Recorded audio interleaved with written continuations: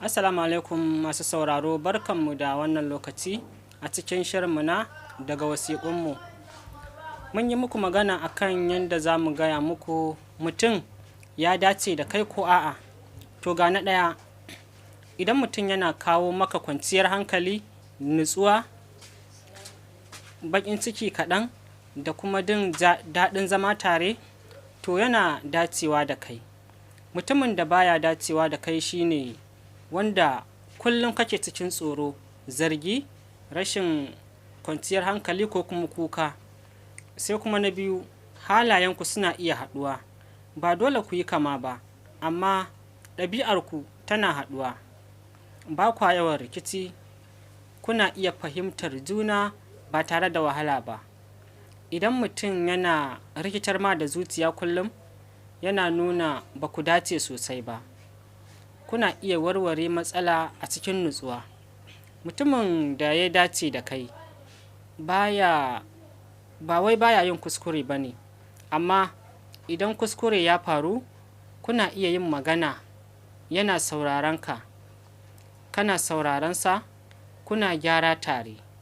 Idan mutum baya son tattaunawa, sai faɗa ko kuma raini, wannan ba alamar dacewa ba ce.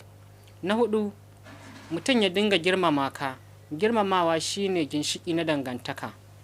Mutumin da ya dace da kai baya wulaƙanta ka, baya zargin ka, ba kuma ya yi maka dariya a gaban mutane, ba kuma ya tayar maka da hankali. Idan babu girmamawa, babu dacewa.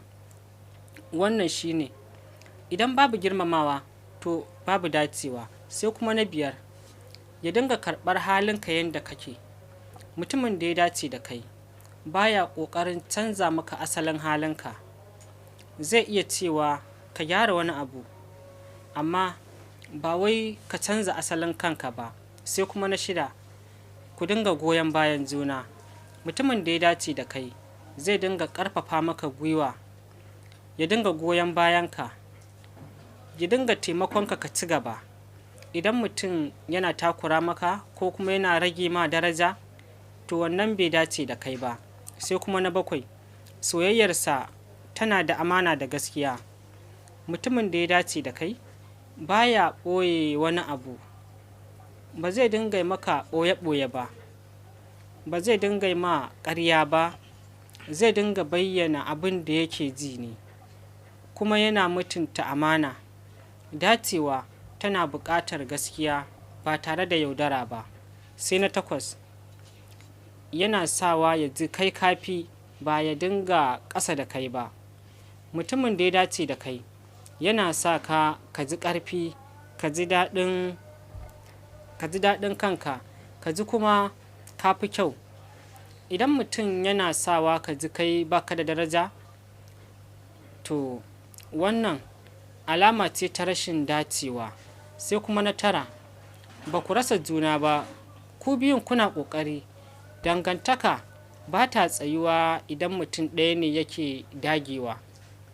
Idan ku biyun kuna saka lokaci, ku sa zuciya, ku sa kulawa. Sai kuma na goma, zuciyarka ta sake a gabansa ko kuma ta sake a gabanta.